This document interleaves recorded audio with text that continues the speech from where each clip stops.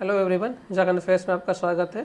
Jharkhand face के history वाले series में हम लोग नया वीडियो लेकर के आए हैं। इसमें हम लोग झारखंड के धार्मिक आंदोलन को शुरू करेंगे। झारखंड के धार्मिक आंदोलन, जिस किसी ने भी चैनल को सब्सक्राइब नहीं किया है, चैनल को जरूर से जरूर सब्सक्राइब कर ले। चलिए शुरू करते हैं। इसमें हम लोग चैप्टर वाइज हम लोग अलग अलग धार्मिक आंदोलन को शुरू करेंगे। इसमें अलग अलग धार्मिक आंदोलन, इसमें मेन धार्मिक आंदोलन थे जैन धर्म, बौद्ध धर्म। ये बात हो रही है 6ठी शताब्दी की। इसमें जैन और बौद्ध धर्म का आंदोलन मेनली है। तो जैन धर्म में हम लोग के आते हैं, सांस्कृतिक उनका केंद्र था, सांस्कृतिक के मतलब कल्चरल सेंट्रल तक छोटा नागपुर का मानभूम, ये आता है धनबाद में। ये मानभूम सुनने के लिए एक आता है, शिवभूम में भी एक मानभूम है। वो ज्योग्राफी में हम लोग को पढ़ना है तो उससे कंफ्यूज नहीं करना है। एक मानभूम सिंहभूम में भी है, लेकिन वो मानभूम सिंहभूम का मानभूम नहीं है। ये जो जैन धर्म का मानभूम का जो कल्चरल सेंटर है जैन धर्म के लिए, वो मानभूम धनबाद का मानभूम की बात हो रही है। मानभूम का कहाँ है केंद्र इसका? जैन धर्म का मानभूम का केंद्र धनबाद है। इसका क्षेत्र जैन धर्म का स्थल, इसमें कौन कौन से अलग अलग स्थल का नाम है। स्थल का नाम भी आपके लिए जरूरी है। पाकबीरा, तुईसामा, देवली, पवनपुर, इस तरह के नाम कभी कभी पूछे जाते हैं, इसलिए नाम को एटलीस्ट आपको 5-6 बार पढ़ लेने से आपको याद आ जाएंगे। ये मानभूम शिवभूम का मानभूम नहीं है। एक मानभूम शिवभूम भी है, तो वो वाला मानभूम नहीं है। जैन धर्म का कल्चरल सेंटर, सांस्कृतिक केंद्र का केंद्र कहाँ था? मानभूम है। वो मानभूम धनबाद का है। और उसमें कौन कौन से और स्थल है? पकबीरा, तुईसामा, देवली, पवनपुर, पलमा, अरसा, उसके बाद चर्रा, गोलमरा, बड़म, बलरामपुर, कर्रा और कतरास। ये सारी जगह धनबाद के आसपास के ही हैं। छोटा नागपुर और धनबाद के आसपास की है, लेकिन ज़्यादातर आसपास की जगह है धनबाद के ही हैं। इसमें से आपको कतरास याद रखना है, उसके बाद ये मानभूम का एरिया याद रखना है, उसके बाद ये पगबीरा याद रखना है, तुईसा भी याद रखना है। अब ज़्यादातर को आपको लगभग याद के ही रखना है। पगबीरा, तुईसा, देवली, पवनपुर, पलमा, अरसा, चर्रा, गोलमरा, बड़मा, बलरामपुर भी इम्पोर्टेंट हो जाता है, कतरास भी इम्पोर्टेंट हो जाता है। ये जैन धर्म के इम्पोर्टेंट स्थल है। जैन धर्म के महावीर की यात्रा का उल्लेख कौन से एक पुस्तक में है? ये बुक का नाम है लोरे यदगा। लोरे यदगा ये बुक का नाम है। इसका मुंडारी में अर्थ है आंसुओं की नदी। ये मुंडारी में इसका अर्थ का नाम है। जैन ग्रंथों में महावीर की यात्रा का कौन से बुक में उल्लेख है? मुंडारी में इसका अर्थ है लोरे यदगा, आंसुओं की नदी। ये भी इम्पोर्टेंट हो जाता है। हम जितने भी चीज़ों को पढ़ेंगे झारखंड के पर्सपेक्टिव में पढ़ेंगे। अगर हम इसको जैन धर्म का हम लोग पूरा कंप्लीट हिस्ट्री पढ़ेंगे, इसमें बहुत सारी चीज़ें आ जाती हैं, लेकिन हम लोग अगर हम झारखंड के पर्सपेक्टिव में हम लोग उसको पढ़ने का प्रयास कर रहे हैं। जैन धर्म के अवशेष, कसाई नदी। अगर आपने हमारा नदी का ट्रिक नहीं देखा है तो आप हमारा नदी का ट्रिक देख लीजिए। कसाई नदी इधर में आता है, ये छोटा नागपुर से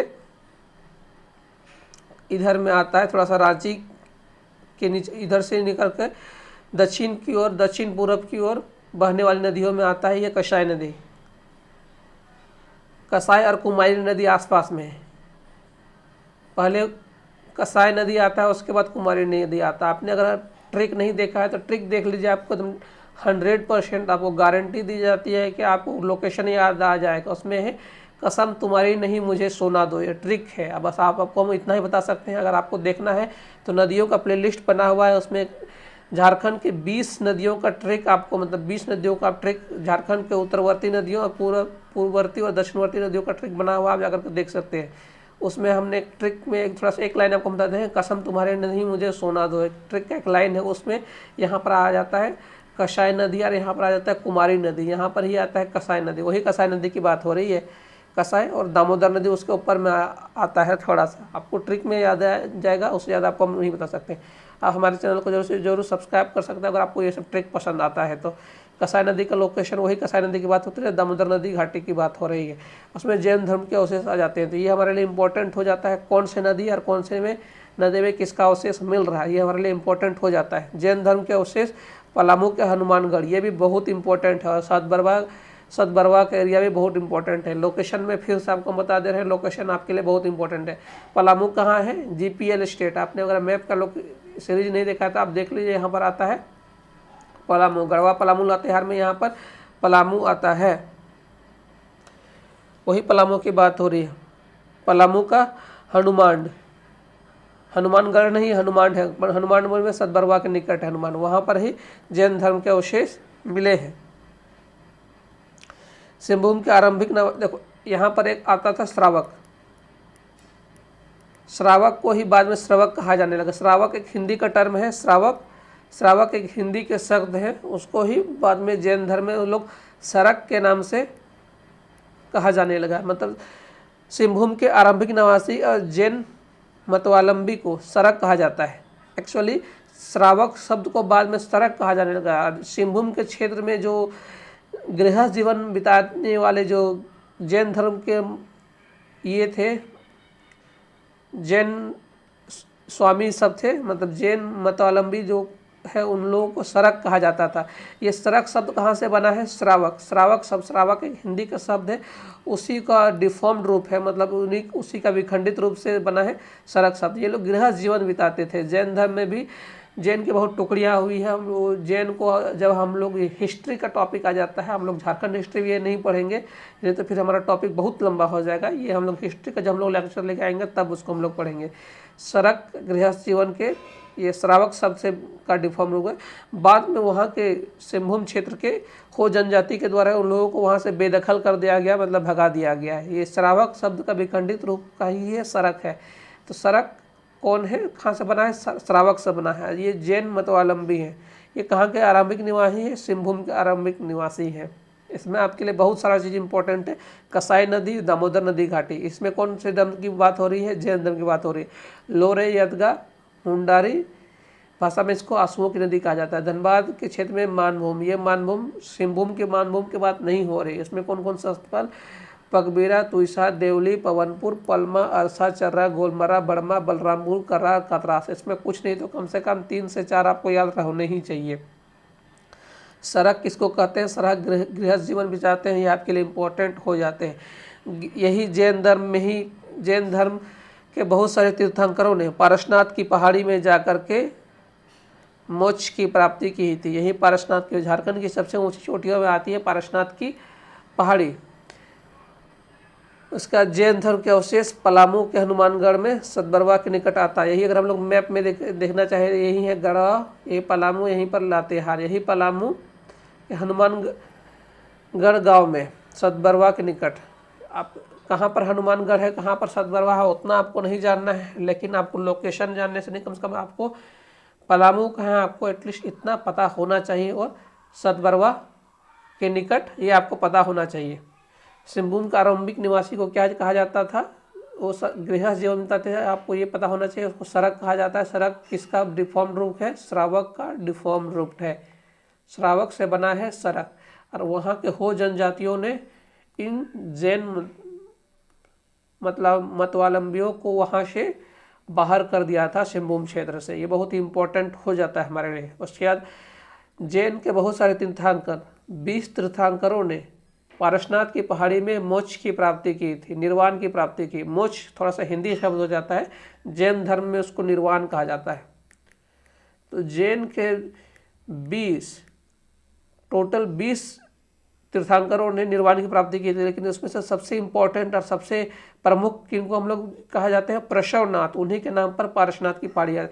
ये सबसे ऊंची चोटी है, 1365 मीटर में। अभी याद रखिए 1365 मीटर सबसे ऊंची चोटी है, और इसको हम लोग फीट में याद रखेंगे तो 4478। इससे अच्छा है कि आप एक याद रखिए और इसको कन्वर्ट करने के लिए याद रखिएगा।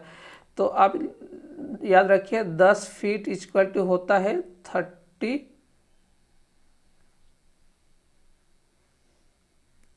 मतलब आप इस तरह से याद रखिए।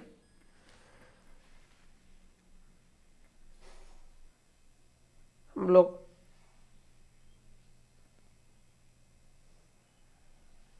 1 फीट इक्वल टू हमारा होता है 10 फीट इक्वल टू हमारा होता है 3.408 मीटर। आप इसको इस तरह से याद रखिए 10 फीट इक्वल टू, अगर हम लोग इसको 1 फीट इक्वल टू करेंगे तो ये हमारा हो जाएगा 0.3408। ये थोड़ा सा कन्वीनियंट नहीं होता है, इसलिए उससे बेटर हमारा ये वाला डाटा ज़्यादा कन्वीनियंट है। आप ये याद रखिए 10 फीट इक्वल टू 3.048, या फिर आप 10 फीट इक्वल टू 3 मीटर भी याद रख सकते हैं, या फिर 3.5 भी याद रख सकते हैं, 3.05 भी याद रखते हैं, अप्रोक्सीमेट याद रख सकते हैं। तो इससे आप कन्वर्ट कर सकते हैं। तो झारखंड की सबसे ऊंची चोटी है 1365 मीटर, और कोई भी एक डाटा याद रखिए, उससे आप कन्वर्ट कर लीजिए। ये कहाँ पर है? गिरिडीह में है, गिरिडीह में है। इसमें हम लोग ज़्यादातर लोगों को ये नहीं पता होता है कि 24 में से 20 तीर्थंकरों ने पारसनाथ की पहाड़ी में निर्वाण प्राप्त किया था, लेकिन सबसे प्रमुख तीर्थंकर थे 23वें तीर्थंकर। उन्हीं का नाम जिक्र बार बार आता है, प्रशवनाथ, जिन्होंने 1717 में, ये ईयर भी बहुत इंपॉर्टेंट, 1717 ईस्वी में पारसनाथ की पहाड़ी में निर्वाण की प्राप्ति की थी। वो अंतिम तीर्थंकर थे, इसलिए इनका नाम बहुत ज़्यादा आता है। ये गिरिडीह कहाँ पर है? यहाँ पर है हमारा गिरिडीह, यहाँ पर आ जाता है, ये वाला गिरिडीह जिला आ जाता है, देवघर के बगल में ये हमारा आ जाता है गिरिडीह। गिरिडीह का क्षेत्र भी नगर निगम है, गिरिडीह भी एक नगर निगम है, 9 नगर निगम में से गिरिडीह भी एक हमारा नगर निगम है। उन्हीं के नाम पर पारसनाथ और प्रशवनाथ पहाड़ का नाम पड़ा। जैसे मुसलमानों में मक्का एक क्षेत्र होता है, उसी तरह जैन धर्म को का मक्का भी कहा जाता है। झारखंड की दूसरी सबसे बड़ी ऊंची चोटी है गुलपुलनाथ। ये गुलपुलनाथ है दूसरी सबसे ऊंची चोटी। इसका भी आप फीट में याद रखिए, इसको कन्वर्ट कर सकते हैं।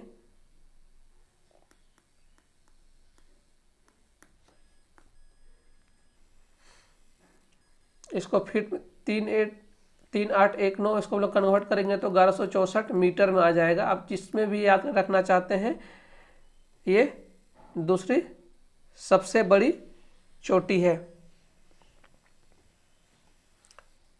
और सबसे बड़ी चोटी हमारे आ जाती है प्रशवनाथ, पारसनाथ, ये गिरिडीह में आती है। ये जैन धर्म का सबसे बड़ा तीर्थ स्थल भी है। और ये दूसरी सबसे बड़ी चोटी ये कहाँ पर आती है? गढ़वा में आती है। गढ़वा में और भी बहुत सारी चोटी है, लेकिन ये हमारे लिए उतने इम्पोर्टेंट नहीं है, लेकिन हम लोग नाम सिर्फ देख सकते हैं। अजीतनाथ, संभवनाथ, अभिनवनाथ, सुभितनाथ। गढ़वा में हम लोगों ने सबसे बड़ा चीज़ हमने अभी क्या देखा? हनुमानगढ़, सॉरी पलामू में हमने क्या क्या देखा? हनुमानगढ़ का गाँव, हनुमान मांड का गांव, सतबरवा के निकट, जहां पर जैन धर्म के अवशेष पाए गए। और नदी में कहां पर कौन से 2 नदी के जिक्र है? कसाई नदी और दामोदर नदी का जिक्र है। कौन कौन से नदी में जैन धर्म का जिक्र है? कसाई नदी और दामोदर नदी। तो ये सब चीज़ें हमारे लिए इम्पोर्टेंट हो जाती है। कौन कौन सा पहाड़ कहाँ पर इम्पोर्टेंट हो जाता है, कौन कौन सा वर्ष हमारे लिए इम्पोर्टेंट हो जाता है। तो हमारे लिए वीडियो लंबा हो रहा है, तो इस वीडियो को हम लोग यही समाप्त करते हैं। और हमारे चैनल को जरूर लाइक, शेयर और सब्सक्राइब करें। और आपका कोई भी क्वेरी हो तो कमेंट सेक्शन में जरूर दें। और इस वीडियो को देखने के लिए आपका बहुत बहुत धन्यवाद।